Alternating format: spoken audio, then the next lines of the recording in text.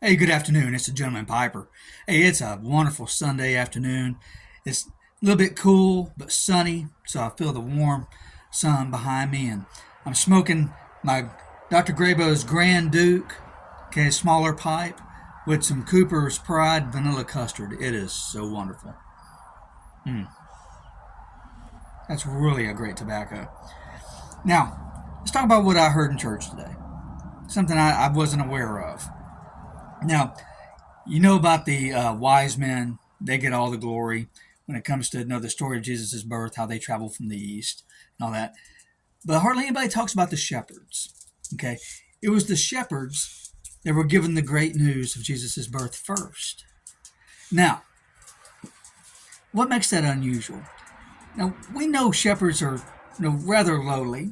Okay? They're not the top tier of society. They're not the religious scholars. They're not the merchants or the people with money, wealth. They're shepherds. But what do you know about the shepherds?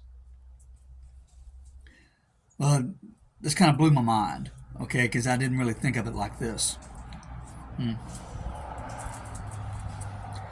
The shepherds were probably about the lowest of society, okay, just right above the lepers, really, because the shepherds were considered unclean. Now, why were they unclean? Well, shepherds moved around a lot. Okay, they went wherever their flocks could find food. Okay, so they were nomads, really, kind of like gypsies. And so they weren't trusted because they didn't put down roots anywhere. Did you know shepherds back then could not even testify in legal proceedings? It's because they weren't trustworthy. Not only that, they were considered unclean because they never went to temple and did the ritual sacrifices. And that was because the flocks always had to be tended to. So the shepherds were always with their sheep. They never went to temple. They never did the sacrifices. So their word wasn't any good. They were considered unclean. So they were the dregs of society.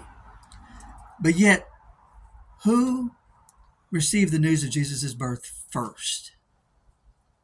The shepherds. You can read that in Luke chapter 2. Luke chapter 2, was it 1 through 20, I think. So, what does that tell you about what God thinks of persons? God is no respecter of persons. Okay? He didn't tell the religious scholars first. He didn't tell the Pharisees or the Sadducees, rulers, kings, princes, any of that. He told the lowest of society first the good news. Now, if he did that for them, what do you think he thinks of us? Okay, our wealth, our righteousness, nothing but filthy rags to him. But yet he loves us. He loves us. He wants us to be reconciled to him. And all we have to do is just accept that Jesus was Lord and he's the Savior. So that's something I'd never thought of it like that. No, I knew shepherds were probably poor. Okay, it was a menial job, but I didn't know that they were considered unclean and untrustworthy. I didn't know that, and yet God introduced Jesus to them first. And then throughout the New Testament, Jesus kept doing that. He kept going to the dregs of society, the people that were considered unclean, unworthy. It's just, it really humbles you to think that. Anyway, that's what I wanted to share with you today. You may think that you're unworthy, you're unclean, and everything you've done, you're not worthy of Jesus' sacrifice, but you are. He did it especially for you. All right? Hey, y'all have a great weekend. It's getting close to Christmas. Okay? And don't forget the reason for the season.